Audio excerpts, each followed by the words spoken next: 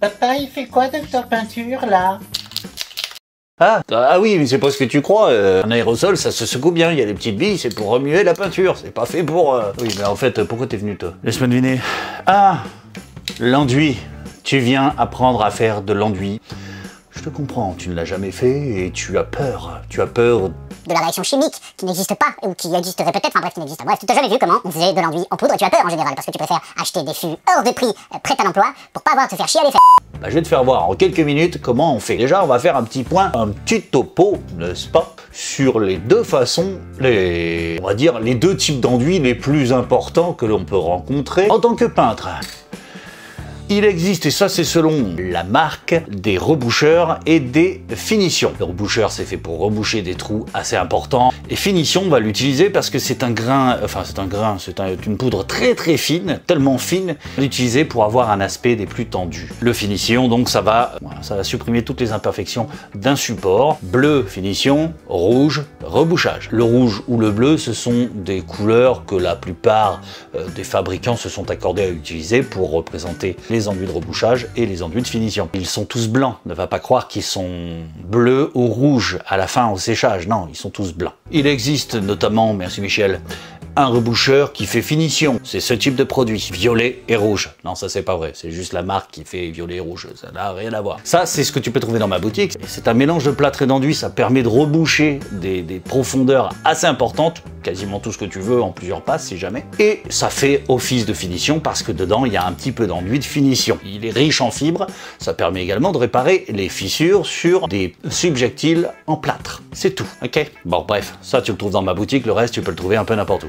Hein, allez, on attaque. Viens par ici. On va voir à présent comment faire de l'enduit, alors qu'il soit de rebouchage ou de finition, on le fera de la même façon. Il existe donc deux méthodes, deux écoles. Celui qui mouille l'enduit et celui qui trempe l'enduit dans l'eau. Pour moi, ça fait le même effet. Il y a certains plâtres, par exemple, c'est aussi vrai pour les plâtres staff, que l'on va travailler différemment. C'est-à-dire qu'on met l'enduit d'abord et ensuite on remplit d'eau. Ça correspondra à peu près à la consistance que l'on attend d'un type d'enduit de ce genre. Alors, première méthode, c'est celle qui consiste donc à noyer l'enduit en poudre dans une petite quantité d'eau, petite ou pas d'ailleurs, dans une quantité d'eau donnée. Ça variera donc selon les produits que l'on utilise, l'hygrométrie du jour, parce que s'il pleut, l'enduit reste humide beaucoup plus facilement. On va peut-être pas en mettre autant d'eau. Ah oui, les enduits de finition étant plus fins que les autres enduits, ils n'ont pas besoin autant d'eau que des reboucheurs.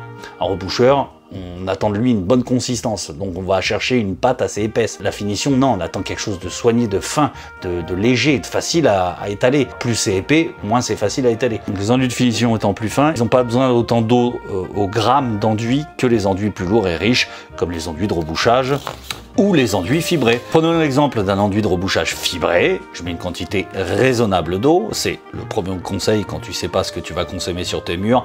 Pas la peine de réaliser à l'avance trop de produits. Tu y vas doucement, sinon c'est du gâchis et ça, j'aime pas ça. Enfin, personne n'aime ça d'ailleurs. Mieux vaut d'en refaire plusieurs fois que d'en jeter à chaque fois. Autant qu'un enduit en poudre mélangé à l'eau, se conserve très rarement plus de 40 minutes. Après, il devient inutilisable. Tu vas recouvrir donc l'enduit sur l'eau, il doit être noyé, mais quasiment arrivé à fleur de l'eau, et puis tu vas mélanger le tout. Alors ma technique consiste à utiliser une gamate rectangulaire, ça permet de bien racler, contrairement à un récipient rond. Je malaxe d'un côté, j'amène le produit sur le bord opposé, je retourne la gamate et je reprends le produit du bord pour l'étaler sur le fond de ma gamate. Je viens l'amasser au côté opposé de la gamate et je retourne encore la gamate. Et je vais faire ça autant de fois que nécessaire afin d'obtenir une belle pâte homogène et sans grumeaux.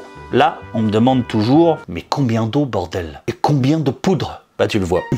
C'est chiant, mais c'est comme ça, c'est un métier. Hein. Il faut que la pâte soit la plus solide possible, consistante si tu préfères, mais assez souple pour être travaillée. Trop liquide, tu auras du mal à l'étaler en épaisseur, et trop épaisse, tu auras du mal à l'étaler en finesse. Bon, rassure-toi, la nature est bien faite parfois quand on l'aide. L'enduit en poudre, dans les minutes qui suivent son mélange, acceptera qu'on lui ajoute ou de la poudre si c'est trop liquide, ou de l'eau si c'est trop épais. Donc tu pourras jouer avec parcimonie avec ça. Une fois le mélange correct, je laisse reposer l'enduit quelques minutes, 5 ou 6 minutes, puis je remélange et là, c'est enfin prêt. Alors cette technique permet de mieux maîtriser la quantité de poudre dont on a besoin, puisque lorsque l'eau se sera évaporée, la poudre représentera la quantité de produit, ni plus ni moins que l'on aura besoin d'utiliser.